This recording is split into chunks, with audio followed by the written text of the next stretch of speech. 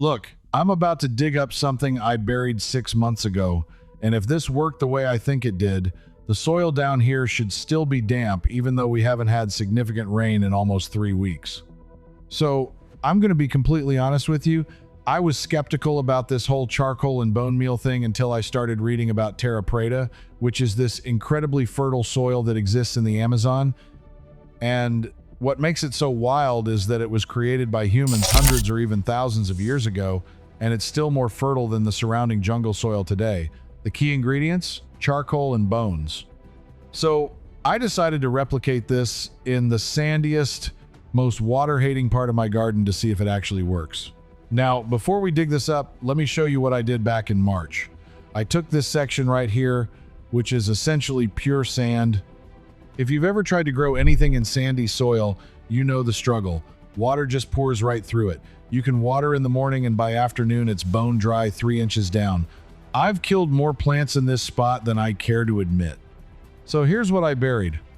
I dug down about 18 inches and I created layers. First layer was biochar, which is just charcoal made from wood. I used lump hardwood charcoal and crushed it up into pieces ranging from powder to about the size of a quarter. Spread that about 2 inches thick. Then I sprinkled bone meal over that, maybe a 1/4 inch layer. Then I added some of the sandy soil back, maybe 3 inches. Then another layer of crushed charcoal, more bone meal, more soil. I did this 3 times total, and then topped it off with regular soil and compost. The theory behind this is actually pretty fascinating. Terra Preta, which literally means black earth in Portuguese, has been studied pretty extensively by soil scientists. These Amazonian soils contain significant amounts of biochar and bone fragments, and they've maintained their fertility for centuries. The biochar acts like a sponge at the microscopic level. It's incredibly porous, so it holds onto water and nutrients that would normally just wash away. But here's where it gets interesting. The charcoal alone doesn't create fertility. You need the bone component. The bones provide calcium and phosphorus as they slowly break down, and the biochar holds on to those nutrients. Plus, the porous structure of the charcoal becomes a habitat for beneficial microorganisms. It's like creating an apartment complex for bacteria and fungi that actually help your plants. I also set up a control section right next to this one. Same sandy soil, same sun exposure, same plants, but that section got no charcoal treatment. Just straight sand with a thin layer of compost on top. I planted the same variety of tomatoes in both sections, and I've been watering them identically.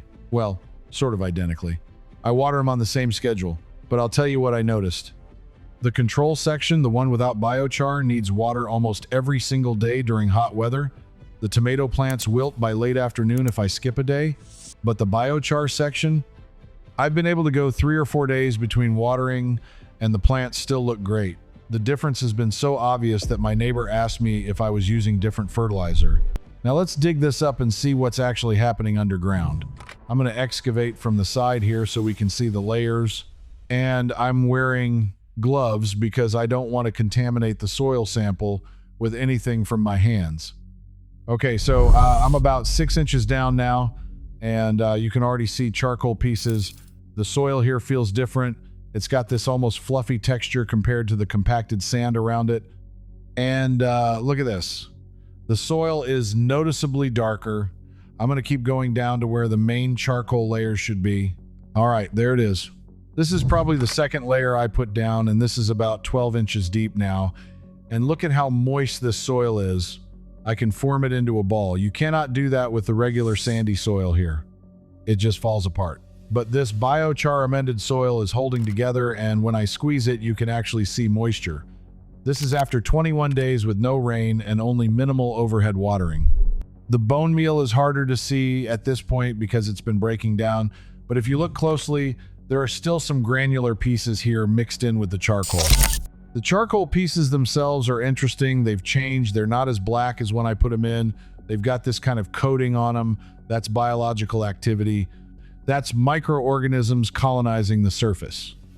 Let me dig up a sample from the control area now for comparison. Same depth, about 12 inches, and this is completely dry. It's just loose sand. If I try to form a ball, it just falls right through my fingers. There's no water retention here at all. Everything just drains straight through. Now, some of you might be thinking, why not just add compost? I thought the same thing. And yes, compost helps with water retention. I've got another section where I added about 4 inches of compost worked into the sandy soil. It's definitely better than straight sand. But the difference is that compost breaks down relatively quickly, especially in hot climates. Within a year or two, a lot of that organic matter has decomposed and you're back to amending the soil again. The biochar, on the other hand, is essentially stable carbon. It's already been burned. It's not going to decompose in any meaningful time frame that matters to us. Those Terra Preta soils in the Amazon are proof of this. The charcoal in those soils is hundreds or thousands of years old and still functioning. You're essentially creating a permanent soil structure change. Let's talk about the plant growth differences, because that's what really matters, right? The tomato plants in the biochar section have grown about 30% larger based on my measurements. The stems are thicker, the leaves are darker green, and the fruit production has been noticeably higher. I've harvested about 40% more tomatoes by weight from the biochar section compared to the control section. Now, I can't say for certain that this is all due to better water retention. It could also be the slow-release nutrients from the bone meal.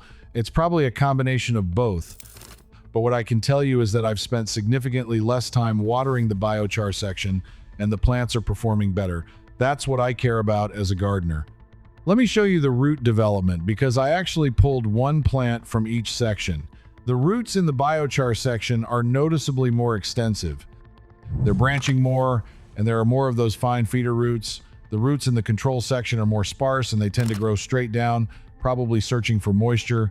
So, would I do this again? Absolutely. In fact, I've already started amending 2 more beds using the same method. Is it more work up front? Yes. You've got to dig deeper, you've got to layer materials, and there's definitely a cost for the charcoal and bone meal. But I'm viewing this as a one-time investment that's going to pay off for years, possibly decades. If you're dealing with sandy soil or any soil that just doesn't hold water well, I'd really encourage you to try this on a small scale. You don't have to do your whole garden. Pick one bed, or even just one section of a bed, and test it out.